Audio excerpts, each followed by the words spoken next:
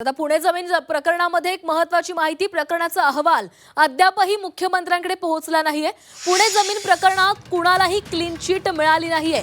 Zee 24 तासला विश्वसनीय सूत्रांनी ही माहिती दिलेली आहे, त्यामुळे दोषींवर कारवाई होणार असं देखील सूत्रांकडून कळतंय। मात्र या प्रकरणाचा अहवाल हा मुख्यमंत्र्यांकडे पोहोचला नाहीये, त्यामुळे कुणालाही क्लीन चिट मिळाली नसल्याचंही कळतंय। या संदर्भात अधिक बोलणार आहोत आमचे प्रतिनिधी ओम देशमुख आपल्यासोबत आहेत। ओम, खारगे समितीच्या अहवालामध्ये पार्थ पवार यांना क्लीन चिट दिली मिळाली असल्याचं बोललं जात होतं, मात्र हा अहवाल अद्याप मुख्यमंत्र्यांकडे पोहोचला नाही, त्यामुळे कुणालाही क्लीन चिट मिळाली नसल्याचं कळतंय। काय अधिकचे अपडेट्स आहेत?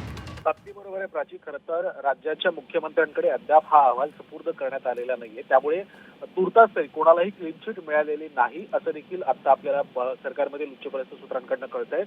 मुख्यत्वे जोपर्यंत हा अहवाल राज्याच्या प्रमुखांकडे सुपूर्द केला जात नाही तोपर्यंत या संदर्भात कुठलाही निष्कर्ष काढणं चुकीचं असल्याचं देखील या सूत्रांनी म्हटलंय।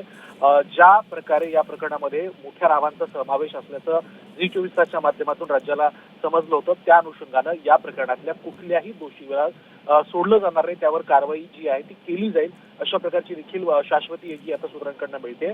त्यामुळे जोपर्यंत अहवाल मुख्यमंत्र्यांकडे जात नाही तोपर्यंत या संदर्भात निष्कर्ष काढणं चुकीचं असल्याचं सूत्रांचे म्हणणे आहे। त्यामुळे जोपर्यंत मुख्यमंत्री या संदर्भात कुठलीही टिप्पणी करत नाही तोपर्यंत या प्रकरणात नेमकं काय होणार आणि कुठल्या प्रकारची कारवाई होणार आणि कोणाला क्लीन चिट मिळणार हे त्यापर्यंत स्पष्ट होईल।